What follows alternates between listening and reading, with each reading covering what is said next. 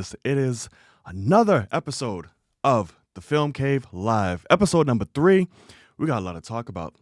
We have a lot to talk about today, and today is a special show. Another episode. Uh-oh, we got some kickback. Sorry about that, but yeah, we have a lot to talk about today, guys, and today we have a special guest. And we're going to be talking. He's here the whole entire show. You guys know this man. You guys love this man.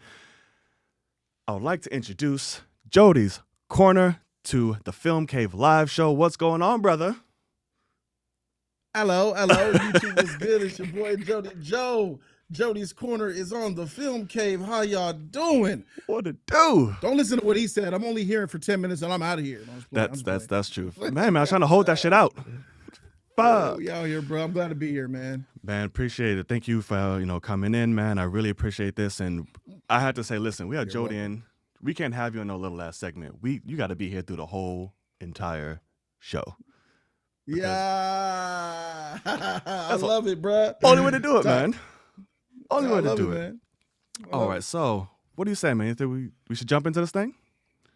Yeah, man. I just want to say that that I'm glad that you are doing your thing. I see the moves you're making. I am always down to help out and be a part of it. Keep going, keep grinding, and don't let anything get in your way. Thank you for your advice that you've been giving me. And here's to the movement 2020. Let's get this shit, bro. Yes, sir, man. Man, appreciate it. You don't even, it's nothing but a thing, man. I'm here to help out the same as well. I love your work. I love what you do, brother. So it's all love and it's all support here, man. So without further ado, let's cover something light before we get into all the madness. How do you feel about Disney films, the Disney live action films that we've been getting? How do you feel? I love Disney live action movies. Are we talking about Disney and Pixar, or just Disney or Pixar? Or just the Disney, like the Aladdin, Lion King, Jungle Book, all that. Yeah, man. Who doesn't love the Disney films growing up, man? Especially we're around the same age group. So, I mean, even the bad Disney ones aren't really bad. They're just whatever. So Disney can't do no wrong when it comes to the Renaissance era of Disney. Right. That's the best part, I think. Okay. I actually love, I don't think there's one. I haven't seen Cinderella. I think that's the only one I haven't seen. Aladdin's definitely my favorite. You haven't seen Cinderella? I have not seen Cinderella. The Glass Slipper? The Glass Slipper. None of them. Bibbidi Bobbidi Boo? I even know she lost the shit. Nope. None of it. You talking about the number one princess story, Prince Charming, that every girl grows up and thinks about? Cinderella. You ain't seen Cinderella? You think the Cinderella's number one princess story? Yeah, the Princess Story. Yeah, that's the number one. That's the classic. Yeah. That's the Dawn. That's the Spider-Man of comic book movies, right? What do you think it is? Snow White? Oh no, fuck her. My favorite one was my favorite one, and I guess this one it is. Yeah, I know. But Mulan, that was my favorite one because she was the one that didn't need no damn body. Mulan's better than Cinderella, but I'm talking about like the status of a princess film, the classic OG go-to princess movie. It's got to be Cinderella. That's true. Saying? That's what I think. You're right. Okay, for sure. All right. Well, speaking of Mulan, she is the first live-action Disney film to get a PG-13 rating. So I find that kind of interesting. So that means shit might go down in this film of the mature content a little bit. So they're about to take it a little step further, which I love. What do you think about that? The first Disney live action to get a PG-13 rating. I'm thinking about it. So Cinderella was live action. I don't think that was PG-13. Maleficent wasn't, huh? Maleficent 2 didn't get PG-13 either? As dark as that is? I don't know if that's counted as, is that counted as the Disney, like, Maleficent? Yeah. Disney live action? Yeah. If that's true, bro, and Mulan is the only the first PG-13 live action that's saying something. I didn't even think about it. I automatically assumed it should be PG-13 to keep it 100. But all that means is that you're going to war. There's going to be simulations of death. They're not going to show the blood, but they might show a man getting his head cut off without showing it, implying that he gets his head cut off, implied torture. But I'm looking forward to seeing what it's about. That's a good thing, I think. Right. Oh no, and Maleficent is PG. Both of them. Wow. I didn't know that either. Well, they could get some stuff up out of this then. Mulan. It ain't gonna be no sex scenes. You could bank on that shit. But there might be some violence, some some graphic, you know what I'm saying? It'd be nice to see her try to tape her breasts up, you know, her holding her chi-chis in her hand while she's taping them up so they could be look like a man. Just show her a little butt crack or something. That'd be nice. Yeah. Little steam room, and taking a bath. I feel you. Because in the original Mulan, didn't they all get in the hot tub together? They got in the lake and took a bath together. They did. Yeah, they was in the lake. And they were butt naked with their meat out and shit, but they didn't show it. They only showed the ankles. They could show a little more is all I'm saying. They probably could. They're going to throw that scene in there? Them all in the bath? Well, I guess they would. Maybe. Yeah, they will. They got to do that. They're going to have the, what's up, guys? Show that fool's Harry Bush. I'm just playing. But they can have them all take a bath. They're going to do the bath scene where she's trying to hide her gender. That's really vital to the plot, I think. That's true. I think they do need that. But it does give me hope that one of these action scenes are going to be straight fire. There's going to be a lot of mature content and themes in there. But I'm mostly looking for the violence because it's something that's bad going to Disney movie for violence. But it's a kind of unique story that it needs it. You can't sugarcoat it, especially given what it's about. You know, you can't really sugarcoat that. I don't know, bro. I've seen the MCU, which is Disney. I've seen them sugarcoat many violent graphic parts of comic book films and made them into child sequences. So the chat is here. I see Uso in there. I see a lot of Jodys Corner members here showing love. Thank you guys for being here. I don't know what you guys think in the chat. Is Disney capable of masking grownish content in Mulan and turning it into a fluff? Absolutely. I hope they don't, man. I hope they don't either, bro. But bro, this is Disney, man. This is Disney. I just think that they got to put that PG-13 rating just off the fact that there's war and simulations of violence. I don't think there's going to be anything particularly scary. Do I think that an 8-year-old boy or an 8-year-old girl will go to Mulan? The average 8-year-old boy or 8-year-old girl who's been exposed to normal things for an 8-year-old will go into Mulan and be scared. I don't know. I don't think so. Yeah, I don't think necessarily scared. I think if there's going to be violence, of course, there's not going to be...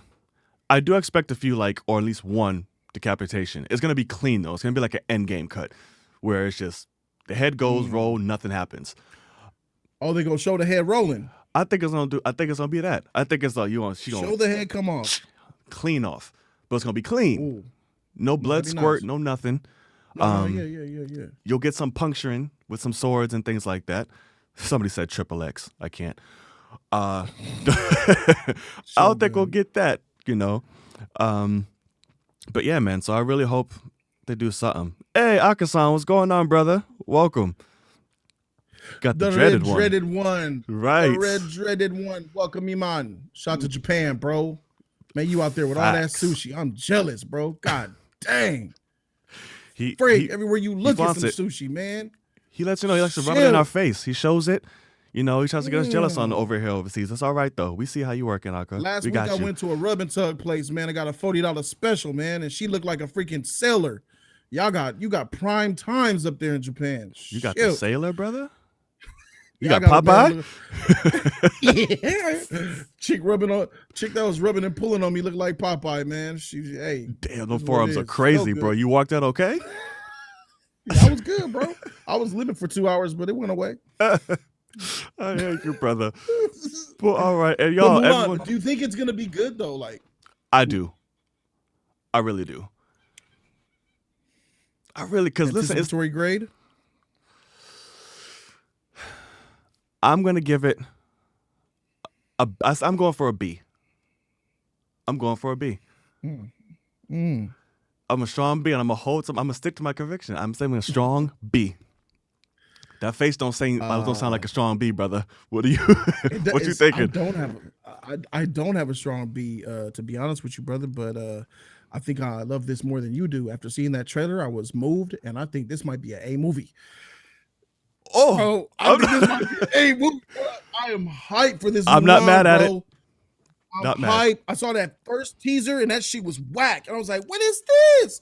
Then they turned it around and showed the father being emotional, get off the horse, getting his orders for war, played that amazing Mulan score. That got me. It looked majestic and serious. Man, I said, I'm done. day one, I'm seeing this shit right here. I don't care if that dark guy with the eagle on his back ain't in the movie, bro. I think this movie's gonna be fire. If the movie is anything like the trailers, he ain't in there. Yeah, he is. He's a motherfucker jumping on walls and stuff. He ain't in there, bro. The big dude that Mulan buried in the avalanche in the original movie, with the dark eyes, he ain't in there. That's him. Jason Lee is, I forget his name. Is it? I forget his name. What's his name in the chat? What's his name? Right, y'all help us out. Cause I know his group is the Huns, but I forget his name precisely. But I know it's him because he's the one jumping and running on the side of the walls, and I thought it was. I did a news report. They said that he won't be in the movie. Yeah. I reported on it like 6-7 months ago. They said that he wasn't in the film. What's his name? I mean, he looks just like him. And the eagle is her because she's a witch. She can like transform and do all that. I don't know, brother. Your chat is a little delayed more than mine's are. It's like like a minute delay. I don't know. Well, I don't know his name, but I don't think he's in the movie, bro. I think that's someone else. So let me look. I'll look him up right here. Go ahead. But I don't. Here's what's stopping me from giving it an A. That's what my heart wants to give it. I don't want to set my expectations too high because Mulan is my favorite out of them all. So I don't want to set them too high. They are pulling the music. Mushu ain't in it, which these are things I don't mind. But I'm like, this was keeping me from like giving it that full hardcore A because I don't want it to be like, oh my God, I'm so in it. And then I see it and then I'm heartbroken. The odds aren't high for that. But I'm just protecting myself with a B. If that makes sense. I think that's reasonable. That makes perfect sense, bro. I think I'm on a ledge out there saying an A, but I really believe it'll be a really good film. It's not a bad edge. It's really safe, and that's not a bad grade. Oh, Sean Yu is his name. Just saying. Yu. Yeah, there he is. That's his name, Sean Yu. Him. Yeah, Sean Yu. That's him. He's not in the movie. I'm looking up. I'm gonna look up the IMDb right now. I was just about to do that same thing. Sean Yu. I'm looking him up now. No Sean Yu. Fuck, really? Damn, no Sean Yu. To it. No Sean Yu, bro. Damn. Okay. His name is. It looks like Bori Khan is his name in this movie. You said that name sounds familiar, right? Though. Yeah. Bori Khan. A new character named Bori Khan. He's looks like a general of the army or something like that. So maybe he's his cousin or some shit. Who knows? Yeah. Maybe that was a deal breaker for a lot of people. When I first heard it, I was disappointed heavily knowing that he wasn't in there. And also, I don't know how you feel about this. Maybe you could, it's there's gonna be no original songs in the film. I don't like that. That hurts because those songs are amazing. So that shit hurts. Bro. That's also what took me out a little bit. I'm like, damn. No, let's get down to business. No reflection. No nothing. Unless the music will be in there, but it'll be like instrumentals. It'll be like part of the score, like they did in the trailers, which I love. But I want them full songs, man. Yeah, just get you going. Maybe that's a good thing because if you think, maybe you write about this graphic content sheet, bro. Because if it's a PG-13 rating.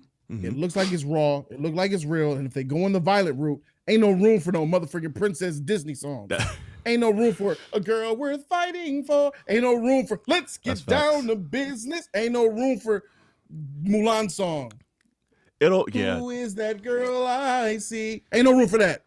Damn. Ain't no reflections? They breaking all the damn mirrors? Damn, man. I want to see that shit. Yeah, man. But all right, fine. I'll take it. I'm happy about it though. It's a good look on it for me. It is a good look. I mean, we can go real dark with PG-13. I mean, Dark Knight. There's tons of examples. We can do it. You just gotta do it right.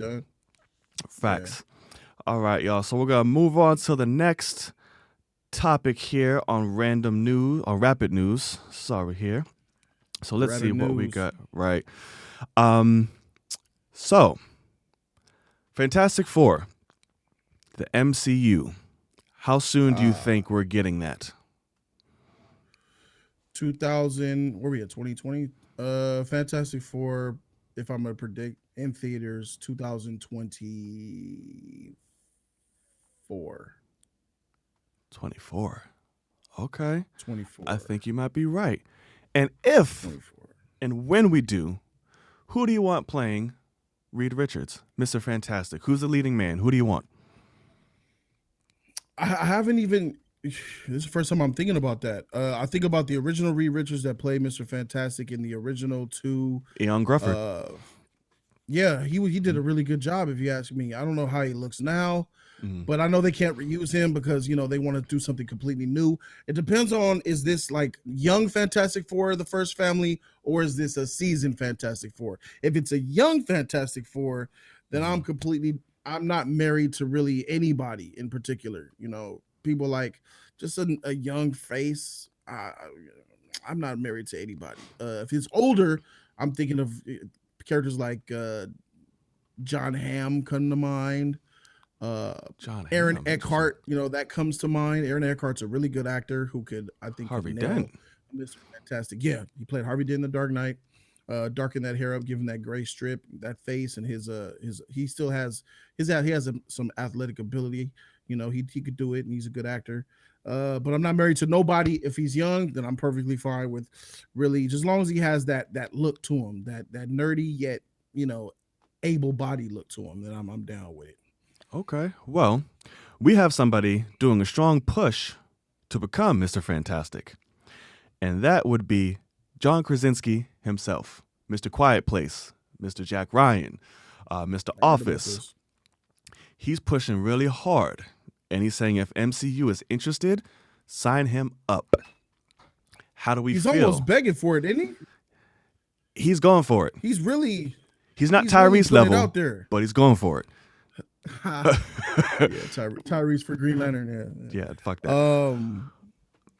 What you thinking, Mr. Fantastic?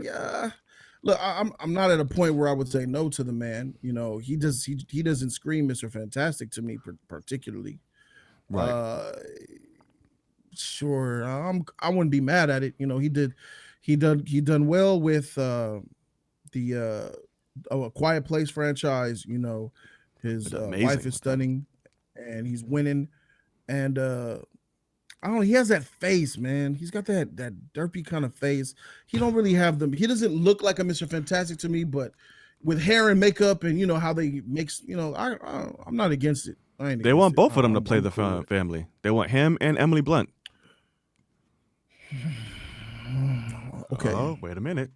Was that a turn? I'm with that then. Was that a turn? With that, 100%. If in order for me to get Emily Blunt as Sue Storm, I got to get her husband as Fantastic. Make that happen. I'm down for that, bro. That's fire. I'm not mad at it, bro. That. If you get both of them, I'm not mad at that at all. I like that. They have great chemistry. Will be real. But if I can throw somebody else's name in the ring who I've been wanting for years now, if we're going to get a Fantastic Four film and we need to cast Reed Richards, I'm saying we need Andrew Lincoln.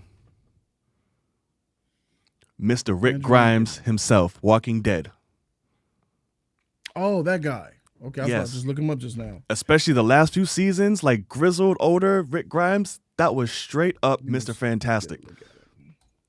Let me know what you guys think in the chat. Who we thinking about? Throw some names out. Who do we want? I could see him playing Mr. Fantastic. You can see it, right? Especially last small season. Man though, isn't he? Isn't this a short man? He's a real little guy though, isn't he? No, he's not small. And if he's little in the frame, how many people bulked up for that? For a Marvel movie? Because Mr. Fantastic, to my knowledge, is well, I don't know how tall the other one was, but I think of a tall, real slender guy. John Krasinski, he looks like a tall guy. He looks like a dude of 6'3". He is tall. Yeah, he looks like at least 6'3". But I feel like Andrew can pull it off. I mean, look at Kumail Nanjiani. Small guy. Now look at him. Like, the fuck? Yeah, I think he could pull it. I don't know, brother. Luke Evans, Adrian this Brody. This guy is 5'10". Okay. Adrian Brody. No, I wouldn't see Adrian Brody. That's interesting. Got the pianist as Mr. Fantastic? Oh, shoot. That's fire, bro. That's fire. You're going for Adrian. 100%. That's Uso. That's fire, bro. Really? You know what I'll do for Adrian Brody? I'll put Krasinski And what's her name? Emma. What the freak is her name? Emily Blunt. Emily Blunt. There we go. I keep always Emily Blunt to the side, just to have Adrian Brody in the film. If you cast him as Mr. Fantastic, I think that's excellent. Really? Wow. Okay, you going gung ho for Adrian? You think he has Mr. Fantastic face? Yes. Sure. Why not? Sure, he got a little bit of a nose thing going on, but it's a little bit.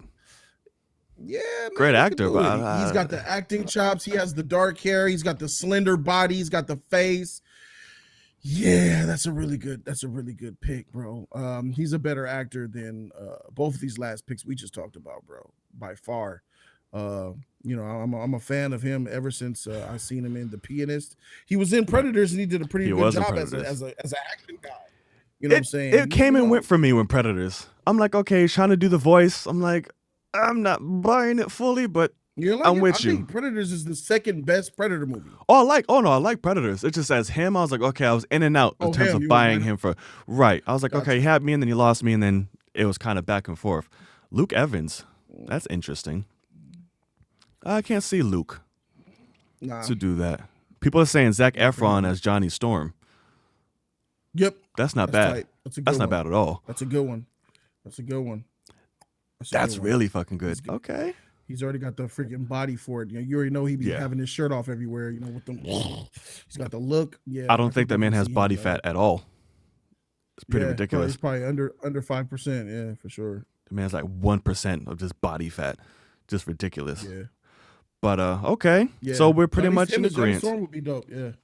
Who do we give for the thing? That's another one. Right. Sue Storm, I'm feeling Emily. Trying to think another Sue Storm. That's tough. I think you'd have to get somebody unknown if you're not doing. We're definitely not going Jessica. We're not going down that fucking road again. You like Jessica Alba? Bruh, no. I couldn't. Like, she was what was popping at the time, so they threw her in there. She was cool. Fired. I mean, she was fine in the suit. We'll give you that. Man. But let's not act like she's one of the best actresses out there to kind of pull that off. No. But if you look, somebody said Vin Diesel has a thing. I can't. I'm not mad at Vin Diesel. From what I know about Sue Storm's character in the comic book, there's not a lot of meat on that bone. Right. She's much more. She's the wife of Reed Richards more than Sue Storm. You know what I'm saying? So there's not really a lot there. Bryce Dallas Howard as Sue Storm. Mm. Too thick, too bodacious. Ooh, someone said Charlize. Too much booty. Charlize, too crazy, too off the wall. Freak Charlize Theron. Heck no. What? You think she can pull off Sue Storm? I do think she can pull off Sue Storm. Freak Charlize Theron in film, period. You know what she does, bro? You know what this woman does to her children? What does she do to her children?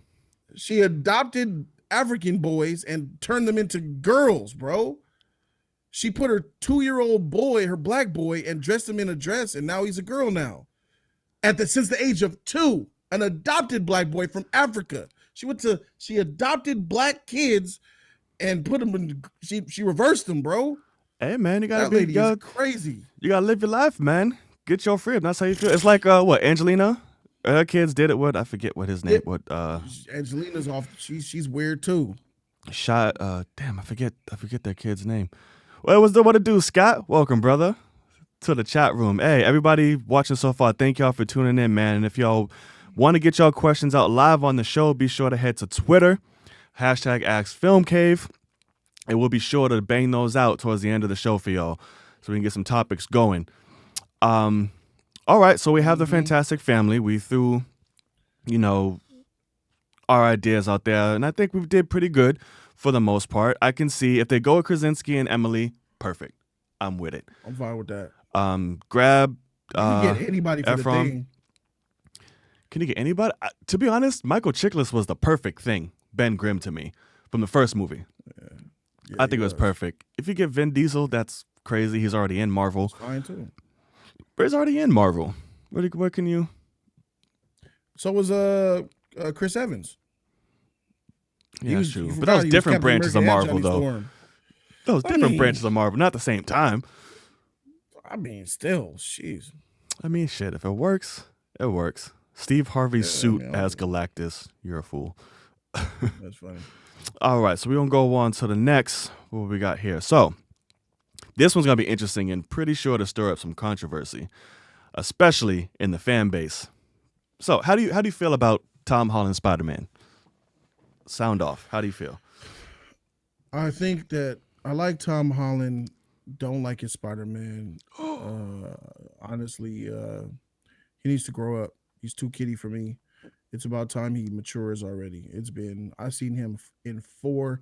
I think I've seen Tom Holland Spider-Man in how many movies? 5 now? 4 or 5 movies? And he's still doing kiddie shit, treated like a little baby. That boy need to grow up quick because I'm out of patience with him, bro. Really? You don't think that it should be the arch? Like the arc of him growing up? Like they're doing it? You just want them to... He already got 2 standalone movies and like 3 appearances. What's the arc that we need? So I think Andrew now... Garfield, no, Andrew Garfield was that dude at the end of his first movie. Tobey Maguire was that dude in his first movie, and he even got even more epic in his second movie. So why do we have to give Tom Holland 3 films and his 6th appearance to finally grow some balls? I just don't think that he's not my cup of tea. You know, Disney fight him a lot. Now that he's with Sony, it might change. Maybe that was an MCU thing, but Tom Holland is he looks like a kid to me, bro. He's got that real baby face. He's got the same problem that Tobey had. Yeah, he has to. He's a kid. Tom Holland is what, 24 maybe now? 25? He's 21 How old now. is Tom Holland? He's 21. No way. Yeah. He was young, bro. No way he's 21. No, he's 21 now. Yeah. I'm telling you, he is 21 as we speak. He's 23. He's 23. I lied. All right, so he's 23. About to be 24. He's about to be 24 in 2 months. So yeah. So the next Spider-Man movie, he'll be more mature. We'll get into all of that. We have to see him grow first. We have to see him get through the phase, be himself, come into his own mold. I think we're gonna get that now. You think Tobey had balls? Tobey ain't about them games, bro. If you put Tobey in Civil War, ain't none of that shit would have been going down. Oh, you what? kidding me? Tobey Maguire will beat the shit out of Tom Holland Spider-Man. What are we saying? Tobey Maguire spent 3 movies bitching and whining and crying. What do you mean? Serving people up. Serving who up? He fought Sandman, Venom, and Harry in one movie. In one movie, he fought 3 villains. Yeah, and they rocked his shit all the time. And not one time did Spider-Man defeat a bad guy. Not once. Tom Holland is struggling keeping a cruise ship together. He needed Iron Man's help. But everything that's a big ass cruise ship. Daddy Iron Man. Tobey had problems with a train, bruh. And he's doing too. He stopped Tom Holland. That train boat went right into the ocean. You're bugging. He was holding a boat that was like 10 times the amount of a train. He was holding a boat almost. The boat was still collapsing. Iron Man had to come and help him because he would have lost. He would have got ripped apart. Because he forgot one pillar, and that's why it fell down. He forgot one. And then he had it, and he's like, all right, I did it. I'm fighting it off. Wait a minute. Do you think, first of all, by pure strength alone, Tom Holland is the weakest Spider-Man because Andrew Garfield also will give him those hands. Are you saying that Tom Holland could beat Tobey Maguire in a one-on-one fight? Yes. I surely am. I love it. I'm saying it right now. Oh, shit. He is putting hands on him, bruh. What in someone's at the door? What in Spider-Man Tom Holland history have you seen he's able to handle someone on the level of Tobey Maguire? He got some licks in. He went up with Thanos. He fought the beginnings of a Sinister Six. I mean, he got a few licks in. Capture Iron Man? Didn't Star-Lord capture Spider-Man with a gun to his head? Yes. That's after he trapped him. He just walk up on him and pop him. Tobey Maguire got rocked by every villain he had. And he didn't even defeat them. They all killed themselves or in some kind of way at the end of the film. Tobey ain't do nothing. Tom Holland or Tobey? Tobey. Tobey defeated Dr. Octopus on his own. No, he did not. Tobey defeated the Green Goblin. No, he did. He killed himself. Doc Ock killed himself. And killed himself off what? Venom killed himself. Hit that backflip. Toby hit that backflip. He spider senses, bro. Hit that backflip and got him. And But he beat it Dr. wasn't. Octopus head up. Head up where? JoJo. I guess at the end he got him. Heck no, he couldn't take on. He hit Thanos. Yes, he hit Thanos. Damn it. But I don't know. All right, I'm back. I'm sorry about that. Yeah, no, you're good. You're good. I can't believe this blasphemy I'm hearing right here. You're not about to Stephen A. me, bruh. I'm telling you. Blasphemous. It's just blasphemous. Just stop it. How you can say that? It's just blasphemous. Stop it. How you watch your mouth? How dare you? I don't know where you get your things from. You should be banned. It's blasphemous. But yeah, I don't see Tom Holland. Man. He got beat up by Shocker. He got beat up by a thug with arm cannons, bro. He was a kid, man. He was like 12. There it is. He was a kid, and he's still a kid. Well, guess what? By Iron Man. Toby has been acting like a kid through 3 damn movies. Quit your bitching, quit your whining, fight somebody, leave Mary J alone. I'm tired of hearing about Uncle Ben. Do something. That's what he spent whole 3 movies. Ben. You know who Uncle Ben was for Tom? Iron Man. Oh, let's talk about what your boy just say. Or do we have that in the news? What did he just say? Yes, that's what we're getting into. Thank you for that thing there. Go. Thank you for that. Yes. Thank you for that segue, brother. Yes. So Tom Holland was asked, and I quote, during a premiere of the film, Holland was asked which of Spidey's supporting cast from his parents to Uncle Ben to Tony Stark to Gwen Stacy he would want to see make a return. Who do you think he said? You know what he said. Just one more time. Just one more time. Can you repeat that? You want to repeat it? Okay, one more time. One more time. So let's do. Tom Holland, on the premiere of a film, was asked which of Spidey's supporting cast from his parents to Uncle Ben to Tony Stark to Gwen Stacy would he want to see make a return? Who do we think he said, people? Do we think he said the right answer? Do we think he said the wrong answer? What do we think? What do you think, Jody? What answer did he give? What you said? I like how you set that up. Did you think he said the right answer? What's the right answer, in your opinion? What's the right answer? Or who I don't want to see? No. I don't want. Not about who you want to see. What is the definitive comic book loving, Spider-Man loving right answer? I mean, the right answer, if you're given comic book wise, and what the fans and what man's going to see is going to be Uncle Ben. That's not going to be my answer. But it's the right answer. It's the correct answer. It's the answer that someone who's been playing Spider-Man for 5 years shouldn't even hesitate to think about. It's the answer that anyone who even knows anything about Spider-Man would even automatically just understand that it has to be Uncle Ben. But you have the answer to that. What did he say? Who did he choose? He chose Tony Stark. That's what he chose. He chose Iron Man. But and that's why Toby's better. We had Uncle Ben through 3 damn movies. We're over it. We get why he's Spider-Man. We get responsibility. I'm over it. You've spent 3 movies bitching about Uncle Ben. We get it.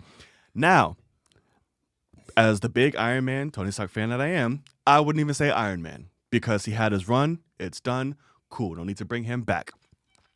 But I'm not saying Uncle Ben because we know Uncle Ben is in the universe. He's been hinted to. We've seen it. We don't need another damn Uncle Ben story. We've gotten it already. I'm tired of the pearls hitting the floor. I'm tired of everything. Batman, everything. We got all of it. Right. We don't need Uncle Ben. Sorry. How do you know that he's in this universe? Because in the MCU, Uncle Ben is Tony Stark. They never talk about in the uncle. Universe. We see he has his in Far From Home. He has his suitcase. We saw the initials. He's hinted at. We know. We've hinted at Uncle Ben. We made a reference to Uncle Ben.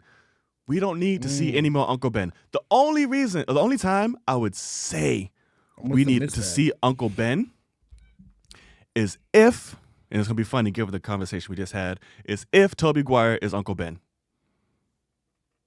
That's the only time I'd want to see that shit. If they do that, that'll be the most fire shit ever. And a great callback. Just a scene. Just a little throwback scene. Boom, boom, boom. Here we go. He's done. Out of here. That's it. Paying homage He's Uncle Ben. You still have the the semi kind of attractive aunt and uncle. You can still make it work. He doesn't need to be old and brittle, and you make it Toby. That's the only way I care. I'm not cool with that.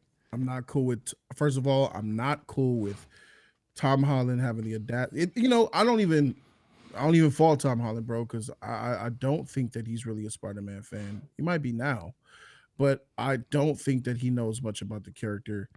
They had to keep scripts hidden from him, put him in scenes that he know nothing about because he's the script, right. Spoil movie. Mark Ruffalo did the same thing. Yeah, Mark Ruffalo's weird too. But as far as Tom Holland, he's young and just dumb, bro. But he's the fact that you could get up there as Spider-Man and get up there and say anyone else but Uncle Ben, and then you said Iron Man. And you know what his excuse was? I like Robert Downey Jr. I would love to work with him again. He's so great. He is great. Get his meat out your mouth, Tom. He is great. I know you like Robert Downey. He is great, but he's gone. He died. Why would you ask for someone dead to come back? I agree. But you want Uncle Ben. Seriously, you want to run that story again. Yeah. It's just the right thing to do with the character. That's like saying, why? Batman without the death of his parents, or Batman without Alfred. Batman, you got to have Alfred. Yeah, but that's different. How you gonna have Batman without Alfred? Yeah, brother, but I'm just like, why do we have to go through that again? We know why Batman is Batman. We know why Spider-Man is Spider-Man. Yes, we know why Batman is Batman. Making a Batman movie without Alfred? No, that's not why he's Batman. See? No. Wait. Are you okay with? So, what if they released a Batman? What if this Batman came out this year? The one that's coming out didn't have any Alfred in it, or no mention of him. That would be stupid. Okay with that? That would be stupid. Why?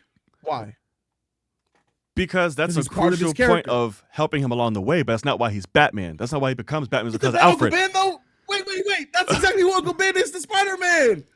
But that's a creation. We already know that. Helping him get to who he is. That's like, now, if you would have had a Spider-Man movie without Aunt May, that's what Alfred is to Spider-Man. Aunt May. That's what that's like. Then I'd be like, okay, cool. Because Uncle Ben, Alfred isn't the reasoning for Batman's creation or the motivation. Uncle Ben single-handedly is one of the motivations, or that's not for Spider-Man. Alfred is not.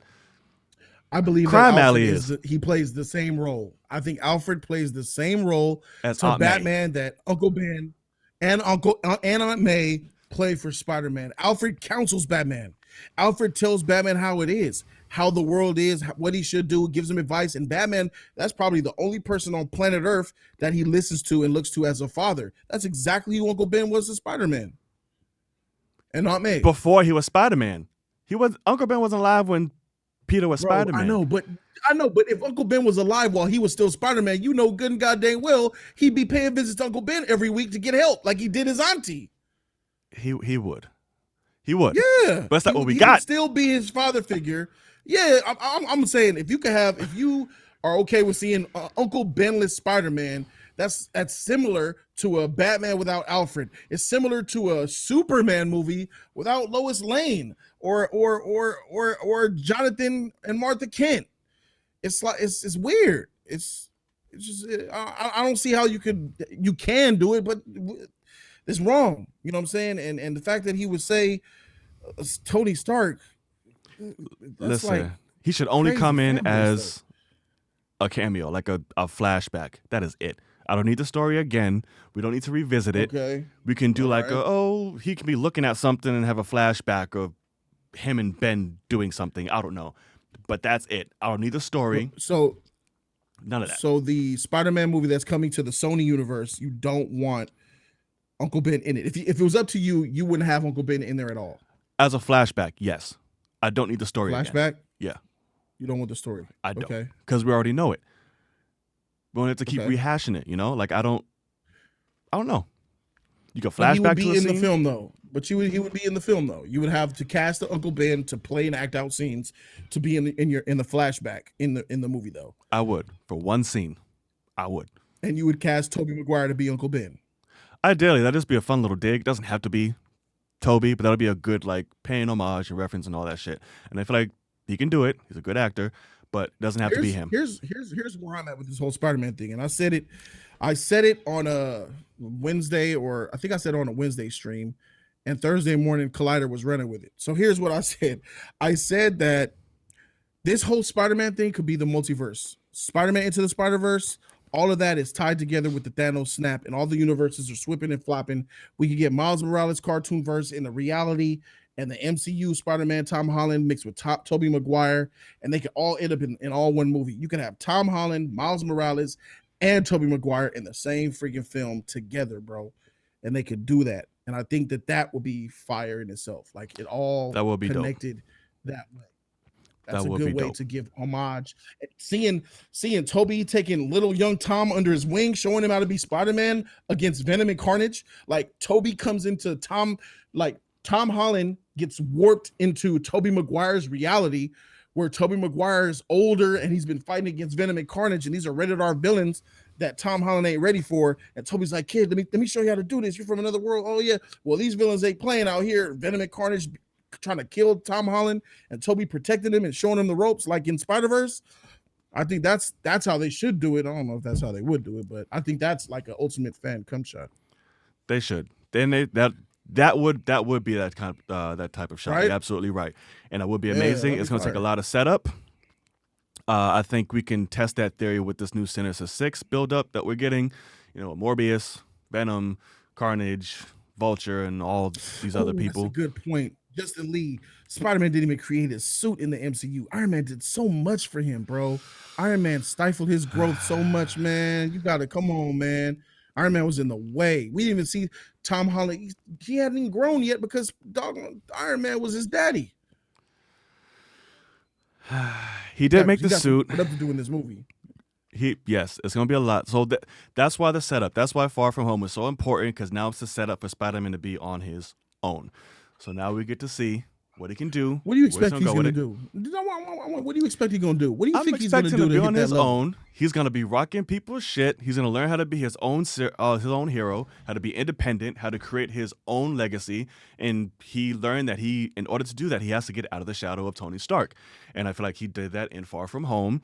Towards the end of it, he was like, the whole entire time, looking to see who's the next Iron Man. He finally realized, that's me. I'm never going to be Iron Man. Nobody is. I have to create my own story. And I feel like that's what here on out is going to do. And especially now, like, yes, Kazama Fury, he said he's on the run now. Especially with that, with everyone knowing who he is, this is going to be a huge opportunity for him to mature, to grow, and to learn shit the hard way. It's not going to be easy from here on out. There's a lot of growth. I agree with that. And he got some forced growing to do on the Sony side. Yeah. If he was on the Disney MCU side, I know for a fact he wasn't going nowhere. He wasn't going to grow. He's going to stay fluffy. But now that he's on Sony and he's dealing with villains like Venom and Carnage and whoever else they come up with, it's going to force him to grow up. Otherwise, here's what I'll say this. If Tom Holland, I will give him benefit of the doubt, bro. If Tom Holland could stand up on his own in this movie with Sony and defeat and tackle his villains and fight them and actually punch them, have an actual fight where they're punching and fighting, exchanging violence, and he defeats his villain without anyone's help, I'll give it to you, bro. No help. No Spider-Gwen, no Spider this, no Ling that, no Crave it, no help. Well, who did he have help with Mysterio? Who helped him with Mysterio? Tony Stark's goggles, his Stark tech. Tony Stark is with him the whole step of the way. I think Tony Stark gave him a suit in the airplane to go even fight fight Mysterio again, if I'm not mistaken. No, he was in Stark's plane, but he built the suit himself. But at the end of the fight, suit with his technology. Yes, he did. There you go. But that fight, he wasn't wearing Edith during that fight. He was using his Peter Tingle. He couldn't fight without a suit. He got the suit from Tony Stark. Yeah, on the plane, he built it himself. Yeah, but it was from the Stark plane. He built it himself? He built the suit on the plane. Using Stark tech, but he built it himself. When you go to a buffet, do you consider that making your own plate that you prepared, or did the chefs make that motherfucker lay it out for you? They laid it out, but I made my damn plate. But did you cook the food? No. Did you make that move? You didn't. No. I'm not taking away Stark. I'm not taking that away. Like you said he made his own suit. He didn't using Stark technology, he made it. He didn't build it. Like from instead of you saying he made his own suit, I would say Tony Stark's technology provided Tom Holland the any tools. type of suit that he wanted to build with any of. Yeah, bro. Without Tony Stark, he wouldn't have even been able to go back to the city to even fight Mysterio for the second time. Okay, I'm not taking that away. But I'm saying in the actual fight, when it came to blows, when he was down there on the ground with Mysterio, he didn't have he was squaring up with him. He didn't use Edith. He didn't have the glasses. Mysterio had it the whole time. He was just using his Peter Tingle, fighting and his Spider-Man suit. People up. Yeah. And his Spider-Man. What else did... He should have went down there. He should have went on his own, man. You know, this is the problem. He was going to go in pink-ass pajamas and fight Mysterio? Like, he had that, what was that, the suit that we saw, that black suit that he had, that was like his own thing. You know, that he what was the name of that one? With the glasses, it was all black. He was using it in Night Monkey? The film. The Night Monkey suit. Go up there with Night Monkey. You don't need Tony Stark. If it was about Tony Stark independence, he would have went back with Night Monkey and said, let's go. But he says, I need a suit to get back in the action. All right, let's go. Now I'll go. A real hero would have just went and saved the city. He said, wait a minute, let me make a pit stop and get a new suit before I come and deal with this. I don't know. I feel like Night Monkey got damaged. The suit got fucked up. Hey, bro. I look, you want to talk about Tom shield Holland? Gave him what shield? Tobey Maguire, he had a ripped up, shredded up, destroyed. He didn't even have a suit, man. It was just a regular nylon. There was no technology in Tobey's suit. Man, Tobey Maguire all day, bro. Tom Holland got technology and all that assistance in his suit, man. That's crazy. Okay. Yeah, at the end of the movie, he decided his inner fear. He came over his inner fear in order to, what people think, master his spider senses to Peter Tingle. Defeat Mysterio. Peter's Tingle. I don't know, bro. We'll see what happens. I just feel like without Iron Man, he would have died a long time ago. You might be right. You might be right. I can't hold you. Except for Homecoming. He did that shit without the suit and then got it back at the end. But I hear you. All right. So next, because we can talk about this all day, but I feel like this is another subject. Wait, hold on. Wait, real quick before you go. Talk to me. In Homecoming, wasn't that Iron Man's suit as well still? Yeah, but at the end, he didn't have it when he was fighting Vulture. What did he have? He had the little his little like jumpsuit looking thing, like his hoodie. Oh, he was sweatpants and all that. Yeah, to fight him and Shocker and all them. Right, he did that. I'll give him credit for that. Right, give him some. Oh, but he didn't defeat Vulture. He didn't defeat Vulture. The Vulture defeated himself. That was the problem I had with the movie. Oh, yeah, like the Toby villains? Yeah. Yeah. Like Venom. Venom jumped into the Venom blew himself up. And Goblin. Yeah, like that. And Ock. Ock? What you mean Ock? He beat Ock. No, he did. He had to beat Ock. He did not beat. Ock was still running around. He had a change of heart. He was like, "Oh my god, I will not die a monster." And then he just fucking killed himself. Yeah, he was fighting him, fading him throughout the whole movie actually, and then he fried the chip on his neck. Oh, that with was the controlling his mouth. The electric pipe he pulled up, right? And he pulled it out, and he pulled the electric sheet out and short circuited him and fried the chip and bring him back to his senses. Hey, shout out to Christian Harloff, man. He just sent me a message on Twitter.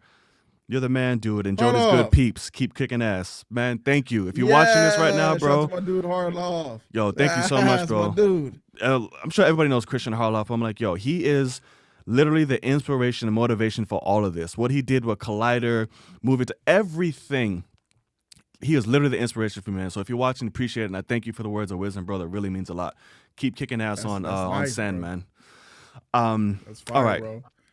So this next topic is down to get you fired up just by the tagline alone. So we have Flashpoint coming up. I'm sure you know. And I'm sure you know of the lovely rumor. I don't know if it's confirmed or not. Wonder Woman versus Aquaman. They're going with the Flashpoint story. Now, I saw you talk about this with Andy, I believe. And it was saying that it was stupid. I didn't watch because I want to get yours fresh out here. What do you think? Stupid, good, or can it work? Okay, so it's everything about this is stupid. Everything about this is stupid for the pure fact that this stemmed from a tweet from a person who is often stupid in Grace Randolph. Grace Randolph is known for lying blatantly about everything. This came from a person who don't know shit about shit. She knows a little bit about a little bit and makes it seem like a lot. So this is garbage to begin with. This is non-news. Everybody knew Flashpoint was coming.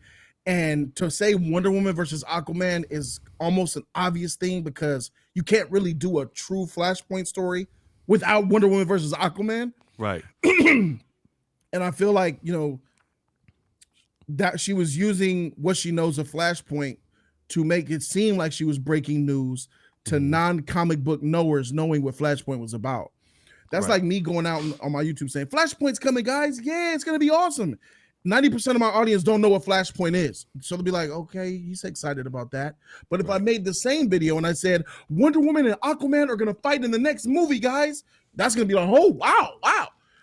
It's just a spin. And now let me talk about actual Wonder Woman versus Aquaman. I am completely for Wonder Woman and Aquaman having a conflict in Flashpoint, just not this reality's Wonder Woman and Aquaman. If Flash would have to alter the reality, it will have to be a totally different dark Wonder Woman and a dark Aquaman in an alternate reality, and have those two have a epic fight between the Themyscirans, the Amazonians, and the Atlanteans. That's how you do it. No, it's not. Because me and Andy was talking about. No, me and Andy was more of the mindset of he thought it was this Gal Gadot and that Aquaman we just saw in their movies fighting. You can't.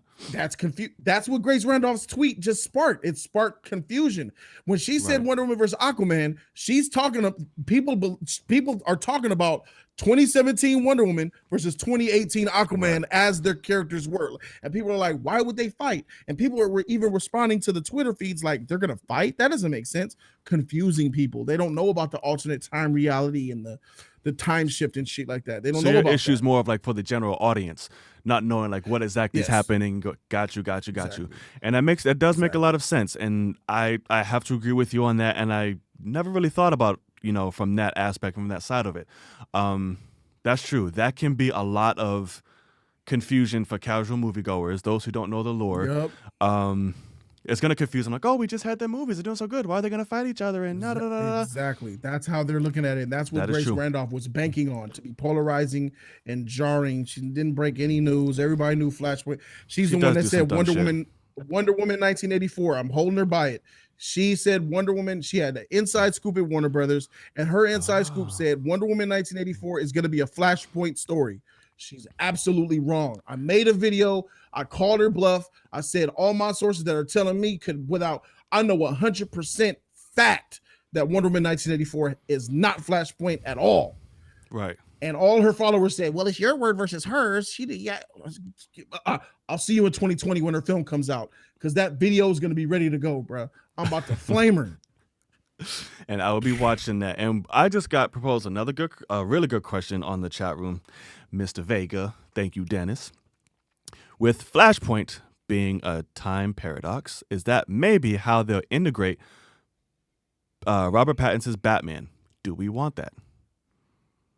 Absolutely. That's my plan. That's what I've been preaching for the longest time. Flashpoint is the most important story in the DC universe up to date, because Flashpoint has the ability narratively to take Robert Pattinson's Batman, bring him into the actual Cotton universe, making Ben Affleck's Batman the alternate older version that came from the future to the past if they wanted to. They could bring Aquaman forward, Wonder Woman, introduce a Green Lantern if they wanted to, and they could bring a Superman out of that too as well. Flashpoint can do so much fixing and correcting and time date stamping. Oh, Wonder Woman's here. Batman's young. Flashpoint can fix all of that, bro. And after Flashpoint, we can move forward in a flowing MCU-like universe. And Flashpoint's the one that's going to do it. But how would they pull Pattinson's Batman out? If it's older, if it's the father in the future or the alternate timeline, how can you pull him back? They would change it up. It was already known. The director who's doing Flashpoint said it's not going to be verbatim Flashpoint. Right. It's going to be a version of Flashpoint, which means there's going to be some differences. True. And the easy difference to just spitball out there is Ben Affleck. You remember he had that prediction of the future, and Flash came from time and visited him and said, "You were right all along about him." In BVS, Flash came from time to tell him you were right all along. They could spin that and make it seem like Batman was from the future. And Flash of that universe teleported him to the past to go to come at Superman to stop Superman from being evil. So Ben Affleck all along was from the future, teleported to the past by Ezra Miller's Flash to fix Superman in BVS and to stop him from turning evil. And then when Ezra in Flashpoint, when that movie comes out, Ezra Miller can do it again, go into the Speed Force, alternating time, and then sending Batman back, Ben Affleck's Batman, back to his future in his time, and popping out the original Robert Pattinson Batman because he was stuck in limbo in the Speed Force, and they could make something up of where Robert Pattinson Batman has been. It's really simple to do. It's just the execution is where you need to take your time on it. It could be done, man. It could be done. You thought this through very thoroughly. I commend that, and I believe it can work. I do believe it can work. Happen, man. Flashpoint is, but I gotta say something about the Flashpoint movie. Mm-hmm. I don't know how you feel. I feel a lot of people, bro, that I know, that I don't know, the general public, they do not like the fact that Flash is weird. A lot of them don't like that he's even gay. I want to know how you feel about that. But also, they didn't like that he was gay. They don't like that he's weird. They don't like that he's not confident. They don't like that he run funny in Justice League. And they don't like the way his suit looks. And I was willing to look past all of that, bro. I don't know if you've been watching, but I was the only proponent for this Ezra Miller to be the Flash. I said, give him a chance. Give Ezra a shot. He didn't get his own movie. Give him a shot for I swear, maybe 2 years now, maybe a little longer. And I was like, give Ezra a shot. I'm down for Ezra. Let him get it. Nah, Jody, nah, he's whack. Give him a chance. You told Henry Cavill he should get more shots. You said Ben Affleck should get more chances, but you don't want to give more chances to Ezra Miller. Give that man a chance. And then I was down for it all the way up until the point I found out where Christina Hudson, the writer for Bumblebee and the writer for Birds of Prey, Harley Quinn Birds of Prey, is doing the script for Flashpoint. So long as this woman is doing the script for Flashpoint, all of everything that I fought for 2 years is gone.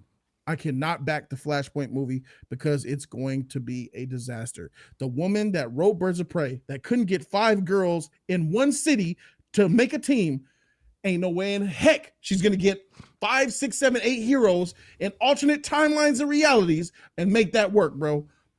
They need to fire her today. I just want to know your take on the whole shit I just said. I don't mind it. I actually liked Birds of Prey. I liked Birds of Prey. I did. Can I ask what you liked about it? I'm sorry. Go ahead. I'm not going to interrupt. I'm sorry. I thought it was fun. I loved Margot as Harley. I actually loved the dynamic between all the girls. At the end, I really loved seeing them coming together, them whooping ass, yada yada yada. I loved each of their individual moments and standouts. I liked it, man. I really liked Birds of Prey.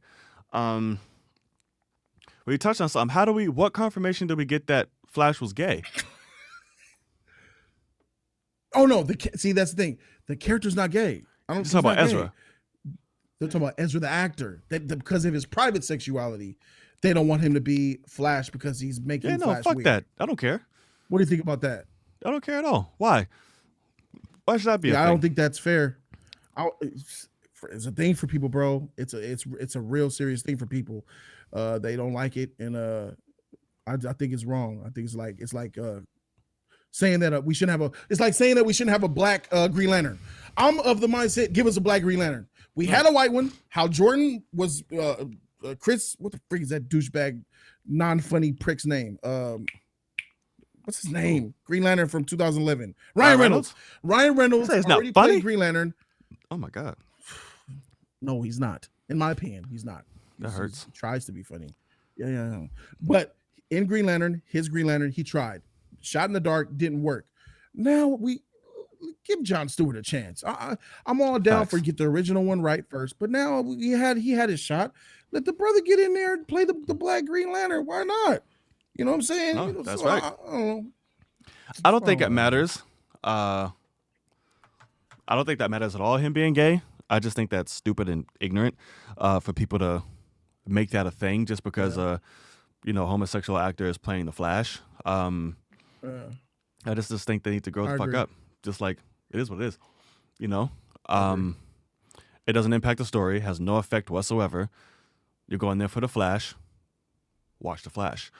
But I'd say that's my take on it. I just think that's I stupid. agree. What do you said? So Birds of Prey, you thought it was fun. I can see how, and I said in my review, I can see how people think it's fun because there's elements in there that could be, that could be fun. And you said you like Margot Robbie's Harley Quinn. I do too. But that script, bro. That script, that story, that execution. I think it was interesting. It was definitely interesting. The script. I liked the way it was worked around. I liked the way it moved. I loved how they intercut in between stories. You like that narrative? How she was narrating the story back and forth, hopping? I did, and how they just ended up tying it all together. I did like that. I think they did that pretty well, actually. So I'm not mad at it. I'm not mad at the writing. I'm not mad at, at any of that so far. And as far as our Pats, I can't say I'm excited about that yet because I haven't seen him. So I can't say if I'm, I want that. Because so far he's not exactly on my good side, but there's still room for improvement for that to change. But until I see something, then I can get excited. But until that, I have no, Are you a Flash fan? On it. I like the Flash, but I'm not like a oh my god fan. I don't watch the show and all that other stuff. Okay, you don't watch the show. But I definitely like I like the Flash as a character. I do, but I wouldn't say I'm a fan, per se. But yeah, man, let me know what you guys think in the chat. The chat is booming right now. I love it. Keep it up. Thank you for being involved. And that's gonna do it for rapid news. I think we pretty much knocked out everything that there was, as far as like the little snippets and news going on. So I think we can move on to our next topic. And for that, it is Batman's been killing it right now.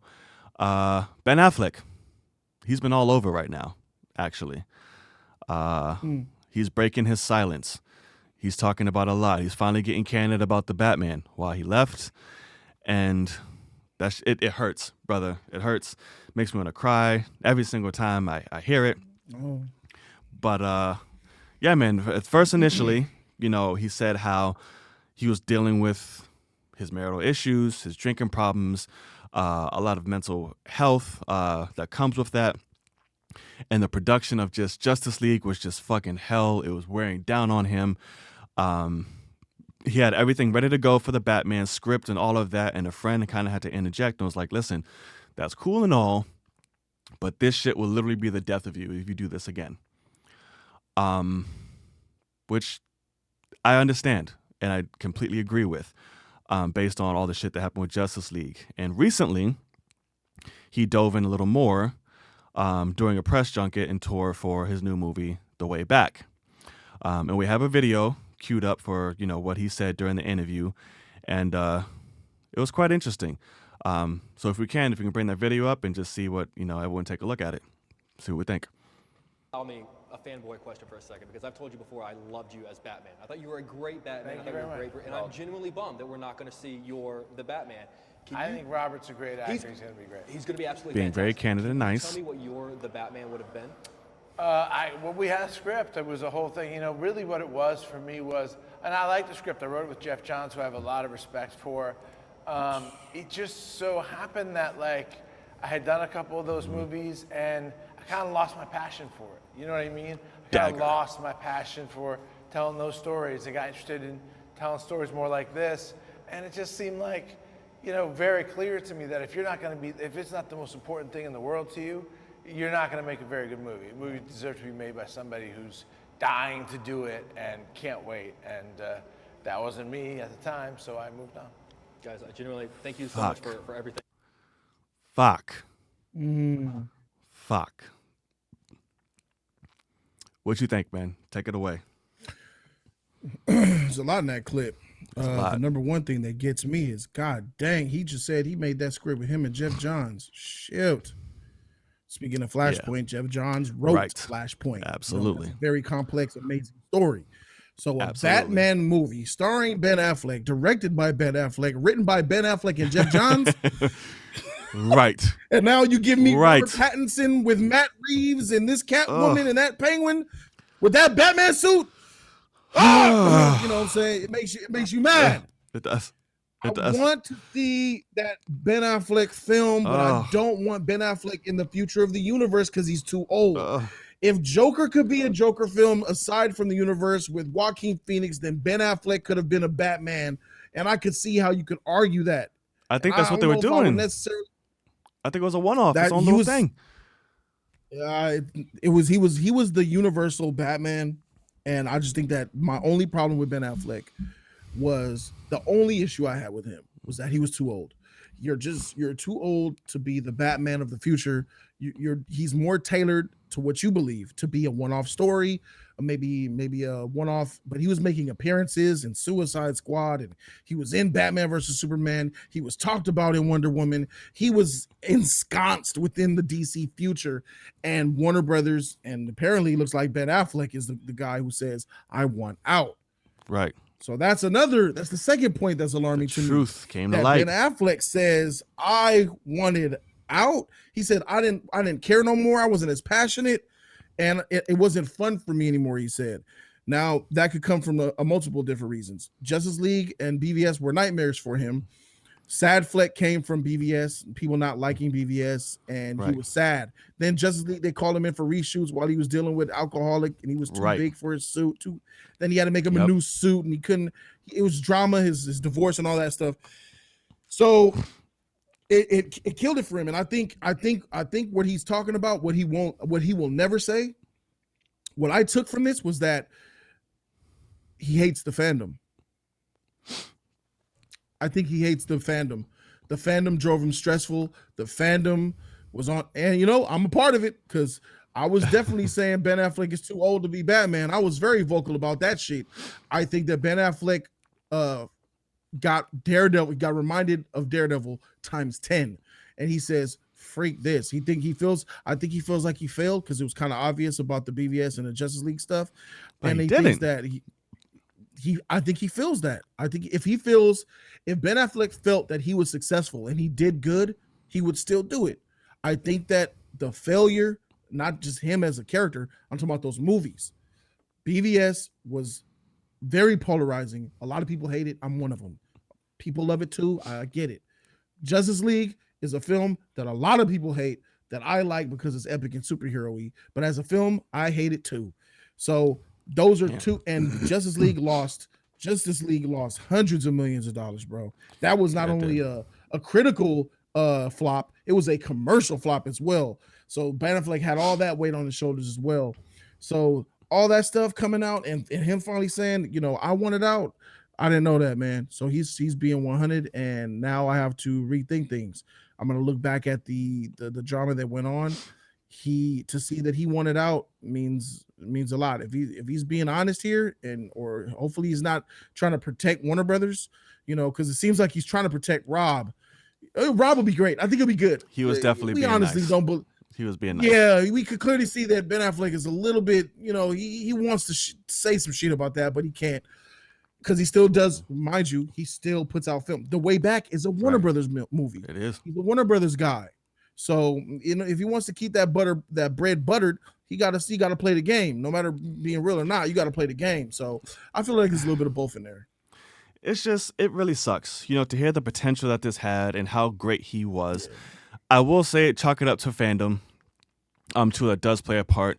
I don't think Batman was the cause for his spiral. It was already happening. The production hell on Justice League didn't help.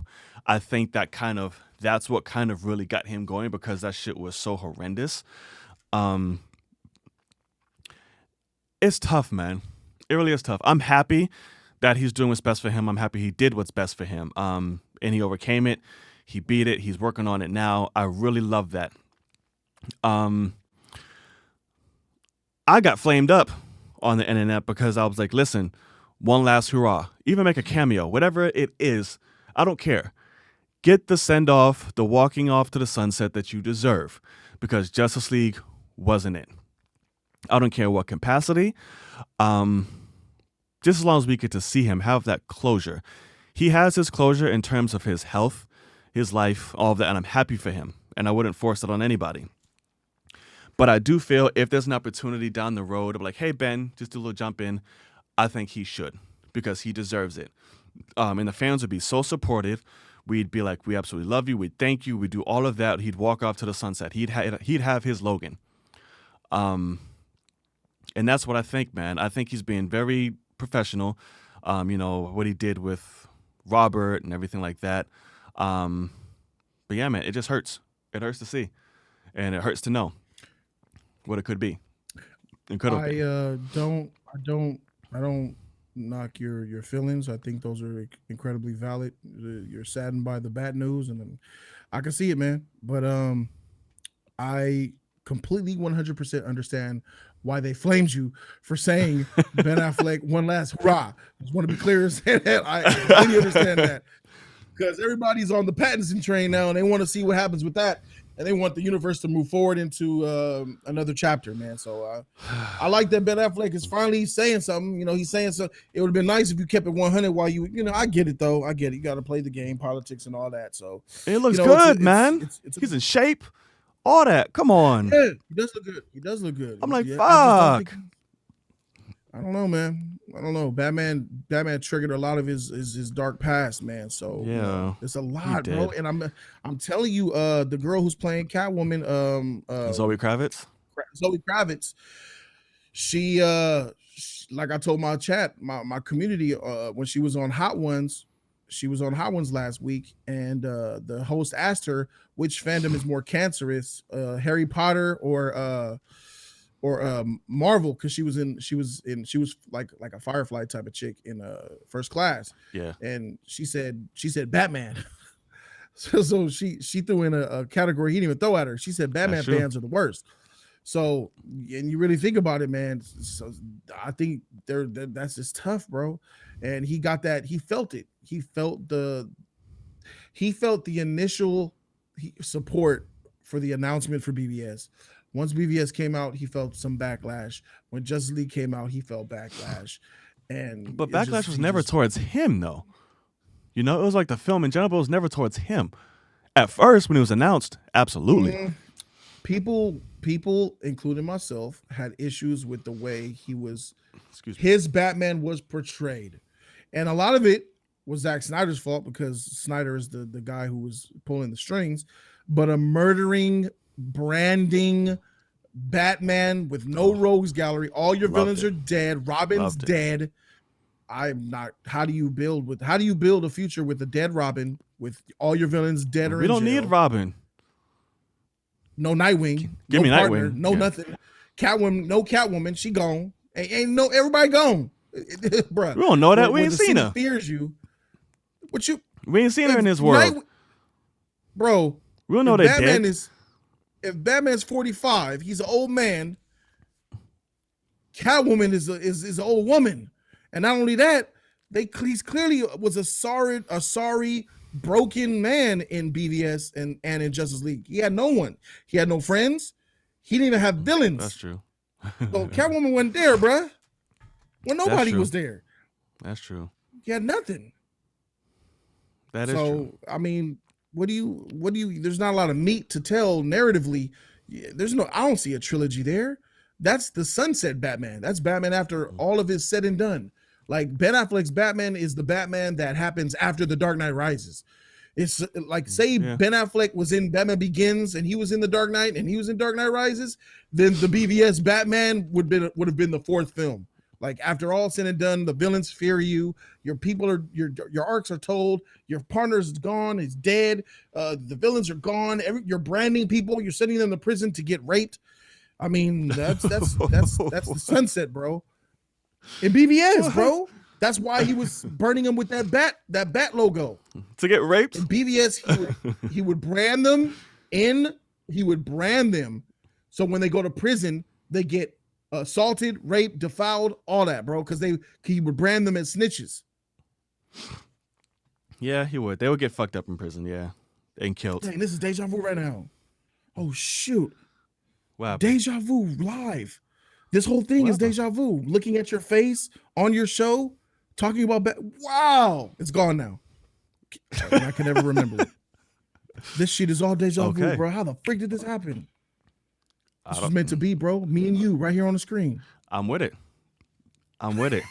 That's tight. All right. Wow. So we're here with the Ben Affleck. We're happy for him. Here's to many more, and like you're getting his life together, getting himself situated, get right. He is, and thank you for the Batman that you gave us, bro, and keep going. We're here for you regardless. But Godspeed, brother. Godspeed, man. All right. So speaking of, on to the next topic, another Batman. We got some set photos of the Batman suit. Not Robert Pattinson, but the Batman suit. It's a stunt going on, but this is the most we've seen of the suit since we've had the screen test. I'm not a fan. I don't personally like it. It looks fine. I've seen concept art of people that drew the suit in its entirety, which look good. The only thing from keeping me from trashing this suit is that it's a stunt suit. So it's meant to be bulky. It's meant to look stupid. It's not the final product. But the suit itself is interesting. It's very interesting. What do we think? Mm-hmm. I don't like the suit. We're taking a look at it now. We see him on his motorcycle. He has like some bat themed stuff going on with the headlight area. He has these poisonous dart looking things on his upper forearms. He does. He has hockey pads for armor. That cowl is not it for me. That cowl's stupid. That face looks like Adam West, bro. Right here, I'm looking at. He looks like if you just draw some eyeliner, some light blue eyeliner for eyebrows right now, he would look like Adam West Batman. Those ears are all the way in the back of his head, which makes his head look gigantic. Those pants, I hope, aren't going to be part of the suit. The boots are the Payless Walmart-ish type of boots. Yeah, bro, with the straps. He got straps on his boots. What are we doing? What is this? He does. I just think that it looks like a bad Aldo cosplay boots. suit. Yep. They look like Aldo combat boots, like they're rugged edition. The motorcycle looks old as shit. I swear, bro. This looks nothing like 2020 Batman to me. If looking at this image, and you told me that what I'm looking at is a 1955 take on Batman, I would believe you. Right. Yep. That looks like an old motorcycle. It looks like an old bat suit. It all looks old, bruh, and rustic. Nothing about this I like except his chest piece. I like his chest piece because it's one solid piece of armor I get with the chest piece. And I'll even forgive the bat symbol without a head or ears. Fine. I'm still not. Everything else for me is not good. You're not good. Yeah, I don't like it, but I'll forgive it. I don't like the collar, you know what I'm saying? So there's a lot that I don't like about it, bro. And the fact that it's a stunt suit, I'll give a little bit of point, take some points away. I get that, but that's the suit. That's what it's going to look like. It'll look more fine and more plush, but it is what it is. I don't like it. I don't either. This looks more like a cat on the face of the bike. It does look like a cat on the face of the bike. That should be Catwoman's bike. Not Batman's, but Catwoman is in this, in these pictures. She's off to the side and whatnot. We've seen, so they're going off on a ride together. But yeah, man, I'm not. We'll see, man. It's not doing a good. Oh, there she is to the right, there, in the corner. I'm not convinced. So we assume that's just Catwoman, right? Yeah, we all assume that. We all assume it has to be. Okay. I would say so. Unless Talia's in this bitch, we don't know. But it's weird. Because it's a stunt suit, I'm not giving full judgment and verdict. When they do an official release, like here's Ben Affleck. See, good God, here is Robert Pattinson in his entirety. Then I'll have a clear case of what I'm feeling what I think. But for right now, brother, it's rough. It's very rough. And I'm not happy. I'm not convinced. I seen the reveal, and here's the thing. Here's the real true kicker, right? Mm-hmm. So here's the irony and the craziness of it all. If Matt Reeves never did that suit reveal with the red light and the standing in showing that suit, and then we saw these images instead without seeing that reveal, we would all forgive this. We would say maybe this is a stunt suit and it's a prototype. Maybe this clearly is not the bat suit. We would all be in denial. We would all, and that would benefit the film. Matt Reeves would benefit from it and thinking that so he could make adjustments or maybe make another suit or maybe there is another suit. I don't know. It's the fact that Matt Reeves really had that reveal 2 days prior and showed that very same suit that he's wearing on that motorcycle, which for me validates that it is the suit. It's the final suit, because why would you have an official suit reveal and show a stuntman demo suit that's going to get blown up in the first act of the movie? Because that's what people are thinking. I say no. I think that's going to be the final suit. Yeah. I think that's the final suit. I think so. A lot of people Batman fans are in disbelief. Instead of them believing that is the final product, and they know it doesn't look good, they're tricking themselves to say, oh, it's going to get destroyed, and then another suit will pop up out of nowhere. No, that's it, brother. Oh, come on, man. That's it. I still don't even think if you did that like that, if they did it backwards, I still don't even think we'd appreciate it, because we still would see what the suit looked like, and conceptually, we're still not convinced. We're still not happy with it. So I think whichever way, even if they did it afterwards, I still don't think it would have helped it. I think it would have, because this is what I'm saying. We would have known that there was a possibility that another suit was out there, because you see he's a stunt guy, and you see it's not really Robert Pattinson, some random dude wearing the bat suit. Without seeing Robert Pattinson in it, it would have created that doubt that that's the real suit, and that's an argument to actually rest upon. But because Matt Reeves shown that suit with Robert Pattinson in it, and then we saw that, we're like, okay, this is just ugly. I think just seeing the stuntman in that suit would be like, oh, what kind of suit is it? Is this a doppelganger? Who is that guy? We wouldn't even know if that was really Batman. We would have been thinking about maybe it's fake Batman. Maybe it's his dad in the past or something. Maybe what is that? We don't know. I don't think we would have been like, that's the final Robert Pattinson Batman suit on that derpy looking motorcycle. I think there would have been more benefit of the doubt in a situation if they never did the suit reveal and we saw that for the first time. Maybe you're right. You might be onto something. I don't know. That's just me. If you, I guess you would probably be like, "Frig it, it's still trash. Frig it." I still would be like, "Goddamn."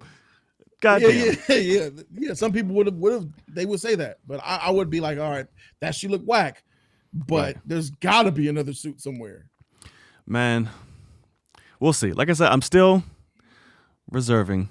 I'm holding out. I'm not gonna be a complete 110% asshole yet. I'm just gonna be about 90. What are you holding out or reserving on? Are you talking about the official suit or the film now? The suit. Until the official. Suit. Okay. Yeah. Until we get full. I'm completely. Here he is. There we go. Until we get full complete. Here he is. I'm. Trust me. I'm on the fucking ledge. Like I'm looking over the cliff. But you like got I'm full about to be complete. over. Here he is. That was the suit reveal though. But it wasn't him in it. And that was Stu. That was a stunt. It wasn't Robert in the suit, full, like, form-fitting, this is movie suit thing. When I see that, then the cool. red light. Yeah, we only got top half, though. We got top half. It was that same suit. It was that suit. I know. You saw the shoulders. You saw those same shoulders. You saw the same chest piece. You saw the same cowl. You saw the same collar. That's the suit. Trust me, the cowl is still trash and ass. I just need to see it fully in order to be like, okay, I'm right. I just need to see him fully in everything. You need to see head to toe. I need to see head to toe with good lighting, all that. Okay. Right, because they cut it off. I don't need to go that before far. they got full fucking stupid ass cowl. They cut that shit off. For a reason. For a right. reason. So that's why I need to see. Reason. Right. That's why I need to ears, see that bro. shit. You see them ears is gonna be all the way back. Did you see that forehead? Fuck the ears, the forehead. The whole headpiece. The whole headpiece. He has a whole polyhexaoxygon forehead of a cowl. He's like the whale from Finding Dory 2. Wait, I think I hear him. It's Two-Face. Wait. It's like the bro. Wait, I can't. I see him. Bruh. I can't, bro. It's not a good look, bro. It's not a good look at all. But we'll see. They better release something soon. The film could still be good. The film can still be good. Oh yeah, because Matt Reeves is great. Point. Matt Reeves is great. I'm not doubting him. Yeah. But we'll see, brother. Man. But anywho, guys. So we'll go with that. So our next topic, we're gonna knock out a few Twitter questions we have here. We don't have a lot, so we should be able to bang these out quick for the last few minutes of the show here. Let's see. We have this will pop up for one. So Lord Jocon, if I said that right, if I fucked it up, I'm completely sorry. Oh, I know. He asks. Oh, you know who that is? All right, cool. Yeah, he's one of mine. Oh, nice. Good. So did I fuck his name up? Do you know? Was that right? Lord Drakkon. Drakkon, right? Got it. Yep. So the Power Rangers franchise needs to go hard, PG-13, rated R, to survive. What do we think if they were to do a Power Rangers? Hard R, dark PG-13, which one would you go with? Is he making me choose between R or PG-13? Or did he put them both together? He put them He said both R together. or PG-13 to survive. Right, but I'm thinking we so need he's to go saying, between the two. He's saying a dark Power Rangers versus a lighthearted Power Ranger. It needs to go dark to survive. Right. I don't agree with that. I somewhere in me, I believe that if Disney had Power Rangers and they MCU'd the Power Rangers and made a super spectacle, awesome, retro, but modern Power Ranger movie, kids and families would show up. If they put the MCU formula on Power Rangers, that I could see that working. As far as rated R and PG-13, a rated R Power Ranger movie, that don't blend to me. Power Rangers are, it's so synonymous with my childhood. Like, even though I'm an adult and I would love to see graphic, violent Power Rangers, that's not the Power Rangers. That's not who they are. That's like a rated R Superman movie. We need to see a rated R Masked Rider. Rated R Big Bag Beetleborgs. We need a rated R Battletoads. Wow, Beetleborgs. You took that there. I'm like, man, this is my childhood, man. This makes me think of being a kid. I don't want to see my childhood turned into something graphic and violent. And it's not because I'm a mush. It's because I want to remember them as the joyous, lighthearted, cheesy parts of my adolescence. Now, the way Power Rangers came out in 2017, I liked the movie enough. If they made a little bit of changes to that shit, that whack Goldar wasn't popping, bro. If they did that was bad. If Rita was fly, the Rangers was cool. They should have made the Power Ranger Zords. They should have made the Zords more like the show, more, I want to say, cartoony, like more, it's a Mastodon, you know what I'm saying? Make it more like, and then have them come together at real Megazord, a better Goldar, a more appropriate Power Ranger canon type of thing. I didn't mind the Zords. I didn't like the Zords, bro. I didn't like the Zords, and I didn't like the way Goldar looked. I didn't like the way they I didn't like Goldar. Yeah, no. I don't like the way they executed their powers. You know what I'm saying? They were strong, they were jumping far, but they never really showed that they were martial artists to me. Like, I never really felt like they knew how to fight. You know what I mean? Like, I can see that. They didn't embrace the martial art around power. Yeah, it would have been nice to see some putties, to see like have them practice on some. They did have the little putties. There was the rocks, the rocky ass putties. Oh yeah, those. No, that was just not good for me. I didn't like it. I forgot all about that. For me, I'm going hard R. They could have tuned it. Really? Yeah. Have you seen the bootleg? What they call it, the bootleg? I saw the YouTube version. YouTube version. Loved it. I thought it was dope, bro. Loved it. We need it. If you go hard like that, do it. Go for it. People will come and see it like that. I don't think it'll make money. I think it will. I think it'll make standard money for what an R-rated has, like in the veins of Logan and Heck no. I don't know if it'll get like Joker money.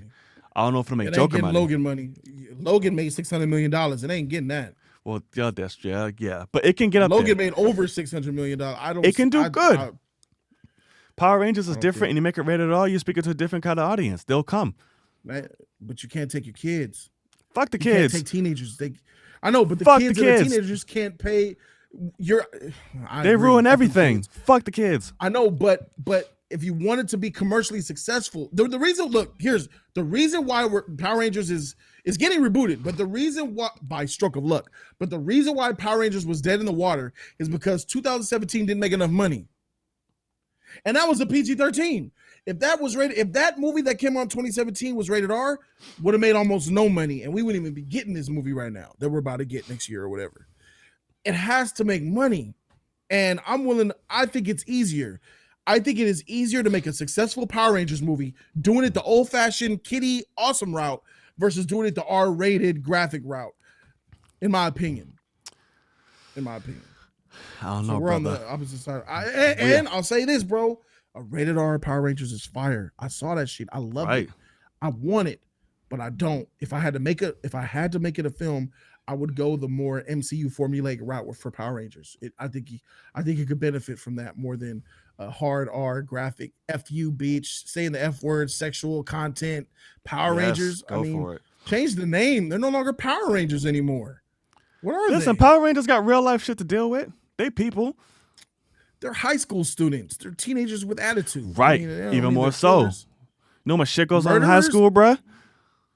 Murderers, bro. Murdering, killing, sexing, they don't have to be throwing slang. They can be just like the bootleg. They can be older. They've been Power Rangers for a while. I know. Oh, well, then you're leaning more towards my thing then. Because that YouTube version that miniseries was fire. It was fire, Beautiful. but it wasn't. It looked like Power Rangers because he was in a Power Ranger costume, right, doing epic things. Mm-hmm. But it didn't scream Power Rangers to me because you need the town, you need the high school, you need the French, you need the camaraderie, the friendship, Bulk and Skull, do the all characters. Of it. You need all that. All that rated R. How does that look? Oh, like life. I think it's hard. Oh. Stop trying to make fetch happen. Shut up. But yeah, you know what so we're split down the middle on this. We're on opposite ends, but that's cool. That's cool. So next question we have from Anas Abdul. Who got the year 2022, DC or Marvel? I would have to check out the slate. I don't know what's slated, but naturally I would have to say Marvel. To do that, to be honest with you. Okay, let me see. Black Panther 2 is in 2022. Marvel, hands down. Ant-Man and the Wasp 3. And it looks like Blade. Is that right? Oh, Marvel. Blade, Black Panther, and Ant-Man and Ant-Man and the Wasp 3. Yeah. Marvel, bro. And what's for DC? Checking that now. Looks like we have Shazam 2, The Flash, and Aquaman 2. Ooh. The Aquaman 2. Ooh. Mm-hmm. Nah, Marvel. Mm-hmm. Marvel. Black Panther alone. Blade, and Ant-Man and the Marvel. Wasp.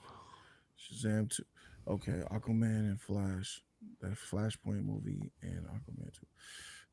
Oh, are we talking about box office success, or are we talking about critical success? Like what we like more, both. What would be better? Both, because Marvel's right, gonna do both of it. Financially, Black Panther. They got Black Panther, and they got what else? Blade and Ant-Man. Black Panther's gonna be mega. Absolutely. Black Panther's gonna be huge. Black Panther's gonna make more money than all three of the fucking DC movies. Yeah, that's probably fair to say. Aquaman 2 is $1 billion right there. That is $1 billion. That's probably the only billion out of the two. And I think that Black Panther's the only billion out of the three as well for Marvel. I don't think that Blade's making $1 billion, nor that Ant-Man and the Wasp. So Flashpoint and Shazam. Do I think Flashpoint and Shazam would make more money than Blade and Ant-Man? Yes. No. I think that. Really? I got DC for money. Really? Over Blade and Ant-Man 3? Ain't nobody gonna. Ant-Man 3 is that franchise. That shit is dead. I hate Ant-Man. That's probably the worst franchise in the MCU. I freaking hate it. I think I got Captain Marvel as the second worst MCU movie. Ant-Man and the Wasp is the worst MCU movie I ever seen. It's just the worst freaking. Over Thor Ragnarok? Not Ragnarok. Over Thor the Dark World? I watched Dark World before I watched Captain Marvel and Ant-Man and the Wasp. Yeah. Yeah, I know. You about to catch Stephen A. Smith, bruh. Really? Shazam 2, I don't see that making much money. I put Shazam 2 and Ant-Man and the Wasp on the same money level. I think Ant-Man and the Wasp will make $500 million, and I think Shazam 2 will make maybe $400 or $500 million. I'll give you that. And I think The Flash will outdo Blade in the box office. Flashpoint over Blade? It's gonna be close. I think Flashpoint will make more money than I think Flashpoint is gonna be hype. Bro. You know how much hype's gonna go into Blade? And the return of Blade? I could be wrong, man. And that's your second black-led MCU film? Black Panther is going to kill, though. Oh, yeah, that's not even a question. Black Panther is Black Panther. I might be on the edge saying that. Yeah, I might be tripping. I don't know, brother. I'm thinking about promotional marketing and all that, and I'm thinking about the status of the universes 2 years, 3 years from now, or 2 years from now. Right. Like, I think, I don't know. So, quality of film, Marvel. I think Black Panther 2 should be the best movie out of all the movies here. Oh, hands down. And Aquaman 2 would be a very close second. It would be right there. I'll put Aquaman 2 the second. Third, what's third? Between Blade, Ant-Man, Shazam 2, and Flashpoint. Flashpoint would be a lot more cinematic. Flashpoint should be. Here's what: if Christina Hudson, Flashpoint has the potential to be the best movie out of all 6 of these movies. But freak, man, if Christina Hudson is the writer of Flashpoint 2, that's where I'm taking it. So I'll put Black Panther number 1, Aquaman 2 number 2, Blade number 3. Flashpoint number 4, Shazam 2 number 5, and then Ant-Man. So I guess that does put Marvel in the lead. So I think Marvel will win 2022 as far as critical acclaim. Better films. I think Marvel got 2022. I think so too. I'm right there with you, brother. Yeah. But, bro, that's a wrap, man. We did it.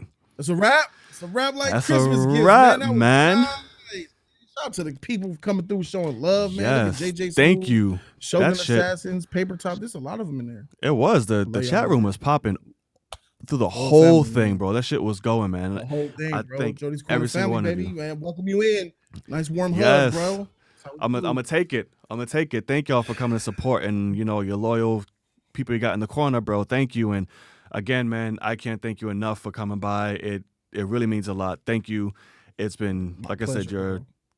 Like Arkansas said in the chat room, man, Black excellence. You're one of us out there doing it, man, and putting us on the map. That's how you said that. That's dope. He did, man, and like I said, you're up there doing it, man. And I thank you for stopping by. Thank you for being my guest. Thank you for the corner, for coming to help me out, and thank you for all the crime fighters that stopped by as well in the chat. Thank you for your input. Thank you for the Twitter feeds, everything, man. Jody, where can they find y'all outside of this Twitter handle? They can see what else you got going on, man. Plug your stuff. Talk to them. Jody's Corner 1, Instagram, Jody's Corner 1, YouTube, Jody's Corner, jodyscorner.com, Spotify, Jody's Corner podcast, iTunes, Jody's Corner podcast. Many places to find me. So basically all over. You can find that motherfucker all over. A little bit everywhere. A little bit of everywhere, man. But again, y'all, thank you for stopping by. It's been real. It's been the Film Cave Live, episode number 3. It's been real. It's been John. Been rocking out here with Jody Joe. Thanks again, man. We'll be in touch. And as always, I love y'all. Thanks for watching. See y'all in the next one, man. Peace. Enjoy your night. Deuces.